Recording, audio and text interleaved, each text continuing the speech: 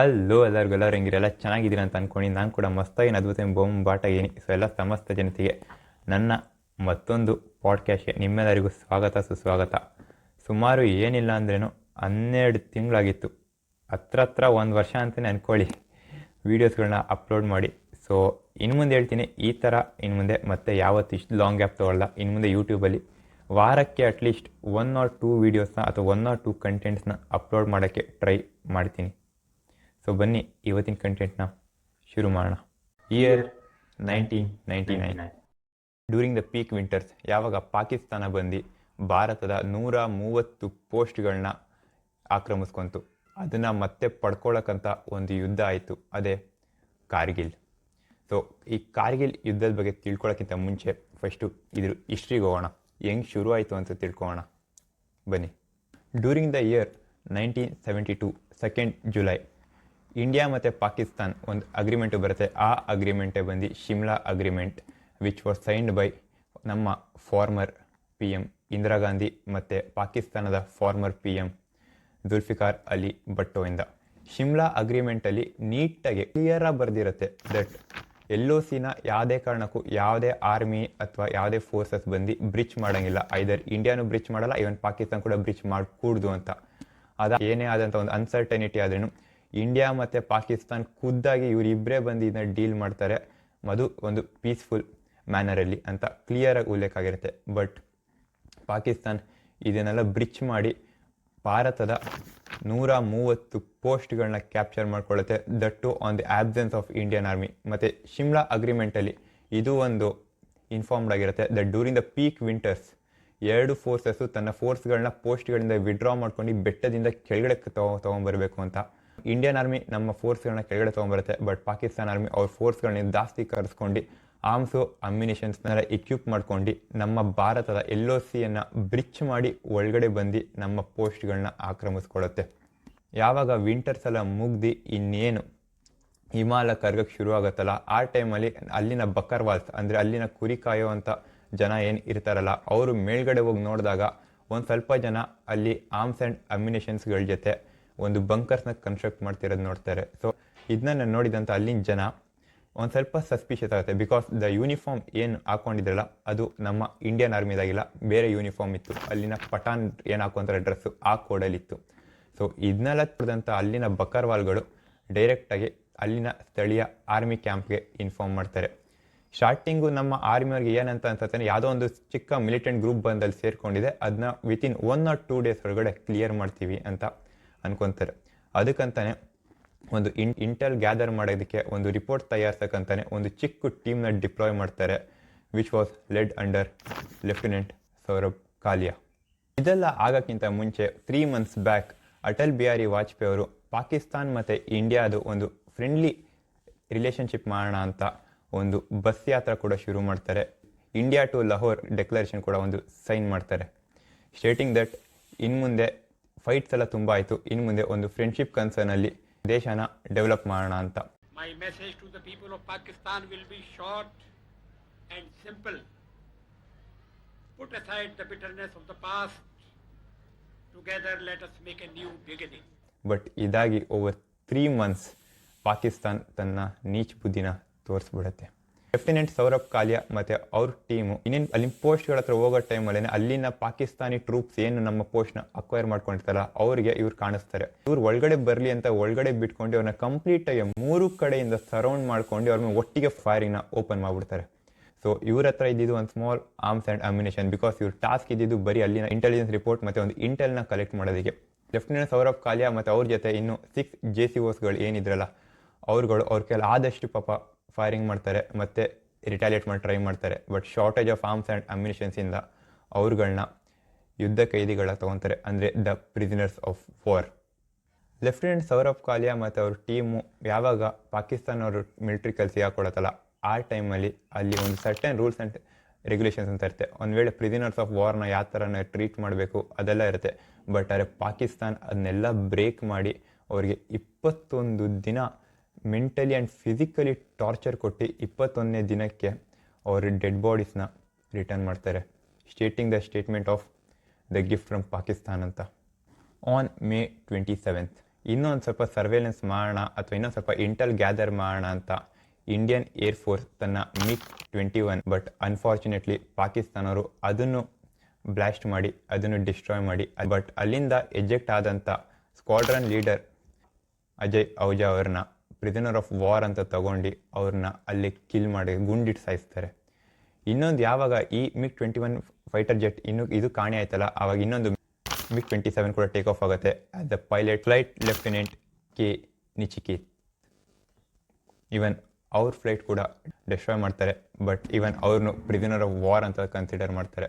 ಅಷ್ಟೊತ್ತಿಗೆಲ್ಲ already ನ್ಯೂಸಲ್ಲಿ ಈ ಥರ ಒಬ್ಬರು ಇಂಡಿಯನ್ ಪೈಲಟ್ ಒಬ್ಬರು ಸಿಗಾಕೊಂಡಿದ್ದಾರೆ ಅಂತ ಮೀಡಿಯಾಲೆಲ್ಲ ಬರ್ತಿದ್ದಂಗೆ ಇವ್ರನ್ನ ಮತ್ತೆ ಇಂಡಿಯನ್ ಆರ್ಮ್ ಫೋರ್ಸಸ್ಗೆ ಹ್ಯಾಂಡ್ ಓವರ್ ಮಾಡ್ತಾರೆ. ಒಂದು ಸಿಂಗರ್ ಮಿಸೈಲಿಂದ ಒಂದು Mi-17 ಅನ್ನೋ ಒಂದು ಚಾಪರ್ನ ಕೂಡ ಬ್ಲಾಸ್ಟ್ ಮಾಡಿ ಅದನ್ನು ಕೂಡ ಡಿಸ್ಟ್ರಾಯ್ ಮಾಡ್ತಾರೆ. ಅನ್ಫಾರ್ಚುನೇಟ್ಲಿ ಅದಲ್ಲಿ ಇದ್ದಿದ್ದು ಎಲ್ಲ ಕ್ರೂಸ್ ಕೂಡ ಭಸ್ಮ ಆಗಿ ಮಾರ್ಟಿಯರಾಗಿ ಹೋಗ್ತಾರೆ.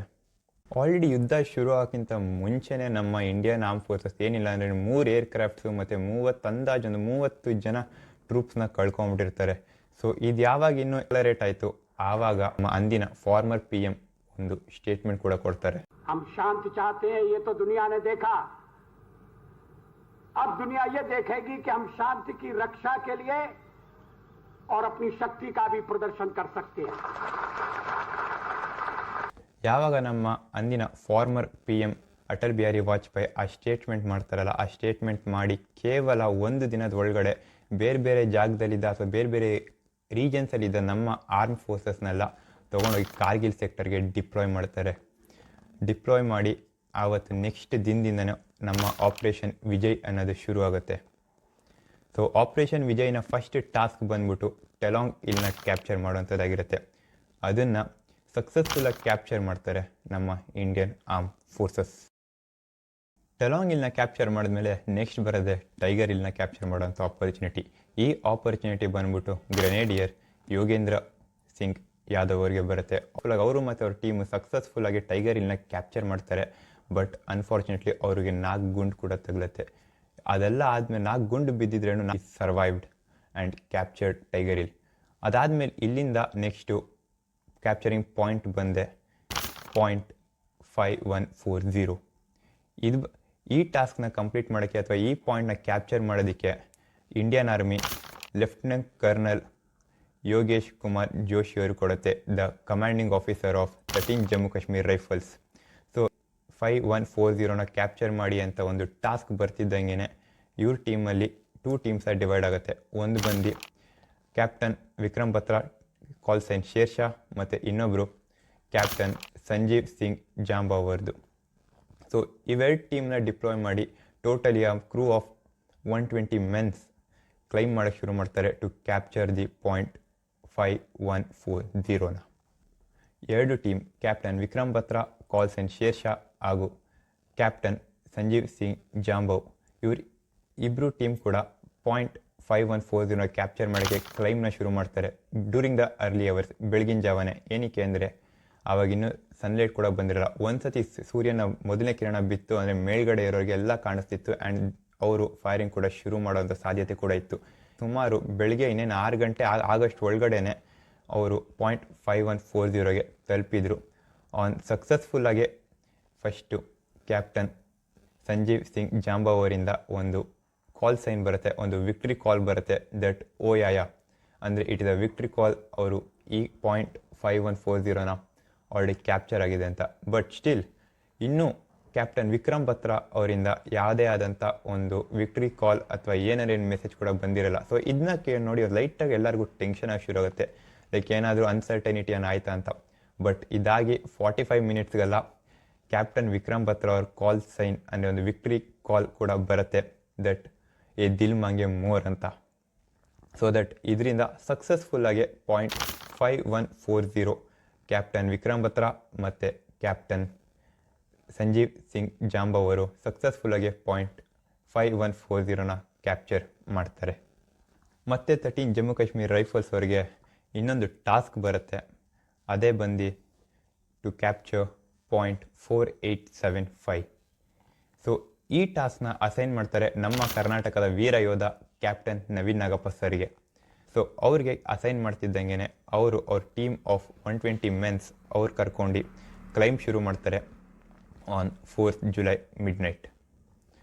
4th July ಮಿಡ್ನೈಟ್ ಕ್ಲೈಮ್ ಶುರು ಮಾಡಿ ಬೆಳಗಿನ ಜಾವ ಅಷ್ಟೊತ್ತಿಗೆಲ್ಲ ಆಲ್ರೆಡಿ 0.4875ನ ಹತ್ರ ತಲುಪಿ ಒಂದು ಸರ್ಪ್ರೈಸ್ ಎಲಿಮೆಂಟಿಂದ 3 ಬಂಕರ್ಸ್ನ ಗ್ರ್ಯಾಂಡ್ ಗ್ರೆನೇಡ್ ತೊಗೊಂಡು ಹಾಕಿ 3 ಬಂಕರ್ಸ್ ಕೂಡ ಡಿಸ್ಟ್ರಾಯ್ ಮಾಡಿ ಆರಾಮಾಗೆ ನಮ್ಮ ಕೈಗೆ 3 ಬಂಕರ್ಸ್ ಸಿಗುತ್ತೆ. ಮತ್ತು ಆ ಬಂಕರ್ಸ್ನ ಕ್ಯಾಪ್ಚರ್ ಮಾಡಿ ಅಲ್ಲಿಂದನೇ ತಮ್ಮ ಬೇಸ್ ಪಾಯಿಂಟ್ ಅಂತ ಇಟ್ಕೊಂಡು ಫೈರಿಂಗ್ ಮಾಡೋಕ್ಕೆ ಶುರು ಮಾಡ್ತಾರೆ. ಇಲ್ಲಿಂದ 4th Julyಗೆ ಹೊರಟಿರ್ತಾರೆ. 5th July 6th Julyವರೆಗೂ ಅವ್ರಿಗೆ ಏನು ಒಂದು ಊಟ ನೀರು ಏನೂ ಇರಲ್ಲ.